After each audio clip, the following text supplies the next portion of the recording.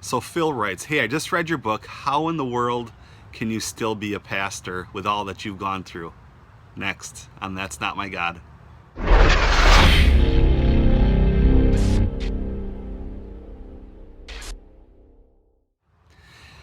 Thanks for joining me for another That's Not My God. I'm actually recording during the daytime. What a novelty, huh? And yeah, Phil, thanks for buying my books. You're one of three that purchased them. But you know, the question is valid. As I've been a pastor now here at this church for 11 years, I've only served on staff at two churches.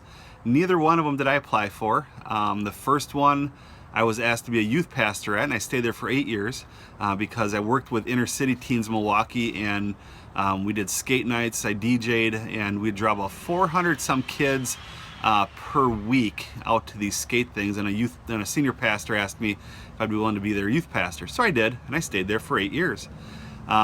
Moved up here to Wapaka, Wisconsin. And if you ever want to stop by, I'll treat you to dinner. But I've been here 11 years now, 13 years in total. I was here for the launch of the church, then through some things became the lead pastor. So in a nutshell, let me tell you the two big things that they're referring to. First of all, Milwaukee.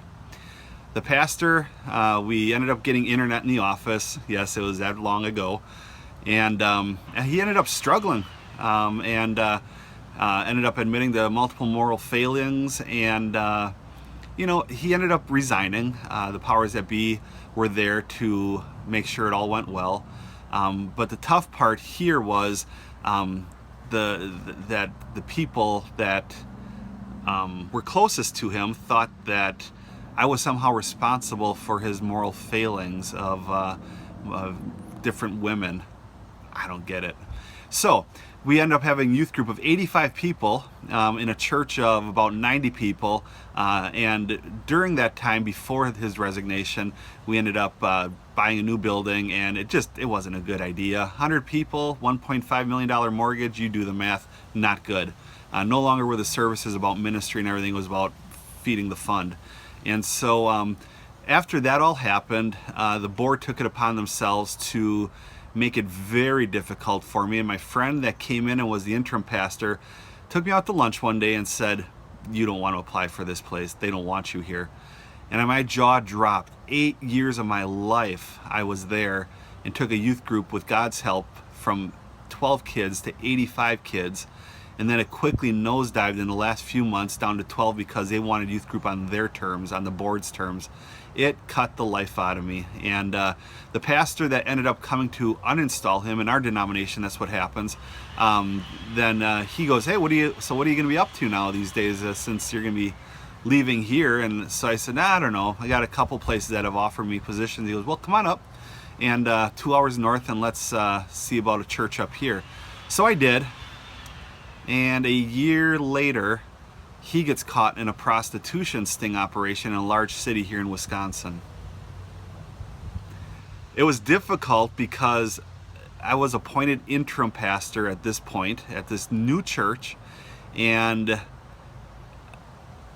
during that time, the district office for the Assemblies of God, who I'm affiliated with, came in and had him step down from the pulpit and let me be the interim pastor. Well, ultimately, it came to a point where they asked him to resign, and this pastor took it upon himself to notify our whole church that I fired him. And he lost another position at another on a higher up level. Now, if that's the case, let it go on record that I'm the world's most powerful youth pastor.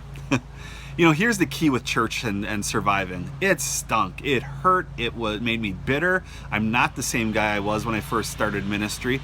But at the same time, working with people is difficult. But the ministry side is always awesome. And it continues to this day. We have people in our church that come and go. I know for us in the assemblies, it seems bigger is better. And I am not okay with that. I pastor in a rural community of 6,500 people. And our church is about 80 people. And I'm okay with that. People are being saved. We just did a huge outreach for back to school. We gave away school supplies this last Sunday, and you know, it was good.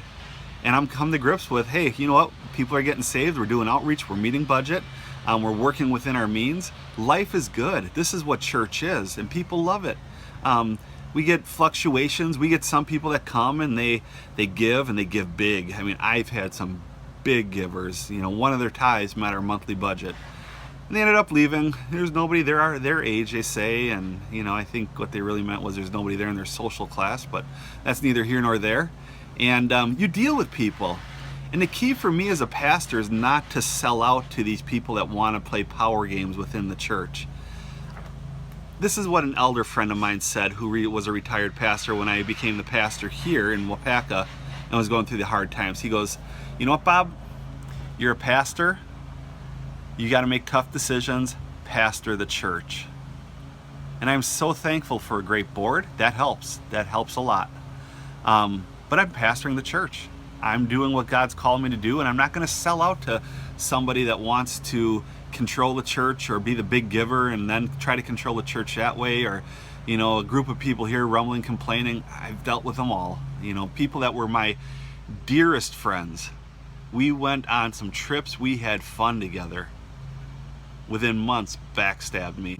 So it's good for them to go and be a blessing somewhere else. And so that's the key. That's why I'm still in it as a pastor, because ministry is always awesome. Giving a kid a bag full of school supplies before school starts, that's why I do it. Meeting with a guy at my table here outside and we talk about life struggles, that makes it worth it. Seeing smiles on people's faces in a Sunday service, priceless to me. So that's why I'm in it, and I hope that answered your question, Phil. Thanks for asking. Have a great day.